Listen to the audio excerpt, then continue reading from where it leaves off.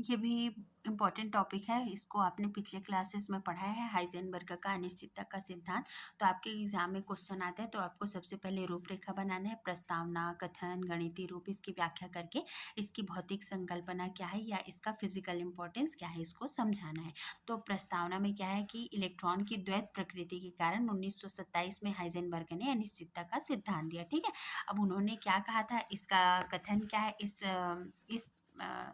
संकल्पना का, हाइजेनबर्ग का निश्चितता सिद्धांत का कथन ये है कि किसी भी गतिशील कण का स्थिति और उसके संवेग दोनों का एक साथ एक ही समय पर परिशुद्धता पूर्वक निर्धारण करना असंभव है। अब इसका हम गणितीय रूप क्या होगा, del x into del p is greater than or equal to h pi, है ना। तो डेल एक्स क्या है, इसकी स्थिति में अनिश्चितता, पी हर जगह संवेग होता है, तो डेल लगा है मतलब ये क्या हो गया, संवेग में अनिश्चितता, और एच प्लांक नेतांक 4 का मान 4 होता है, पाई का मान 22/7 होता है। ठीक है, अब देखो इस डायग्राम को आप अच्छे से समझ लो और इसको आपको एग्जाम में भी बनाना है। ठीक है, मान लो कोई एक इलेक्ट्रॉन है, ठीक, ये यहाँ पे है। अब हम इसको देखने के लिए क्या करेंगे, कहाँ पे है करके इसको सूक्ष्मदर्शी से ऐसे देखेंगे।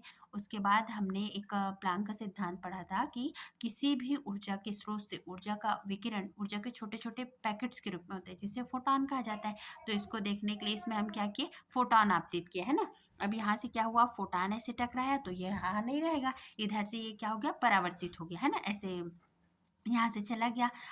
ऐसे इसका पाथ हुआ और इधर से परावर्तित हो गया। तो जो इलेक्ट्रॉन का वास्तविक पाथ है, ऐसे जाना, ऐसे जाके ऐसे आता है। इलेक्ट्रॉन तो ऐसे वृत्ताकार कक्षाओं में रहते हैं ना, तो ये यहाँ से ऐसे ना जा करके ये क्या हो गया, इधर चला गया। तो हम यदि उसके स्थिति का पता लगाने के लिए किए तो इसका गति और दिशा दोनों बदल गए। ठीक है, अब इसी को आपको इन शब्दों में एक्सप्लेन करना है, और इसका चित्र क्या है, फोटॉन टकराने से इलेक्ट्रॉन के पथ में परिवर्तन, इसको आपको बनाना ही है एग्जाम में। ठीक है, अब देखो इसको एक्सप्लेन करने के लिए क्या करेंगे, यह सिद्धांत कहता है कि जब हम कण की स्थिति व उसके संवेग को एक साथ नहीं जान सकते, है ना, यह कैसे पता चलेगा कि कोई कण कहाँ है, तो उसे देखने के लिए हम उस पर क्या करेंगे, प्रकाश, वही फोटॉन डालना पड़ेगा, और जब फोटॉन उससे टकराएंगे तो उस टक्कर से कण की स्थिति परिवर्तित होगी, बदल जाएगी। इस तरह हम उसकी स्थिति को नहीं जान पाएंगे, क्योंकि स्थिति को जानने के क्रम में हमने स्थिति को परिवर्तित कर दिया। अब इसका ड्रॉबैक है, एक सीमाएं हैं ये कि, और इसकी भौतिक सार्थकता कि हाइजेनबर्ग का जो सिद्धांत है केवल सूक्ष्म कणों के लिए है, बड़े पिंडों के लिए नहीं। तो जो इलेक्ट्रॉन इत्यादि कण है वो तो बहुत सूक्ष्म कण है ना, इनका आकार बहुत कम होता है।